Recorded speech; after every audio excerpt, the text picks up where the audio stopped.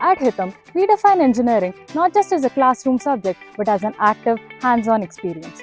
Our ethos of doing engineering is embedded carefully with a high-quality learning ecosystem which is designed to solve real-world problems. This begins with our problem-based learning curriculum, which is developed with special inputs from the Aalborg University, Denmark.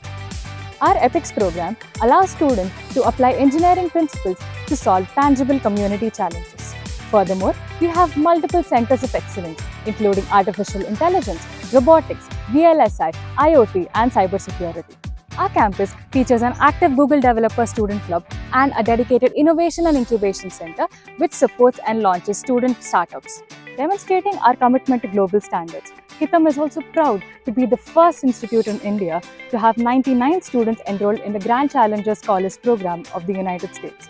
We invite you to experience an education where innovation meets impactful education.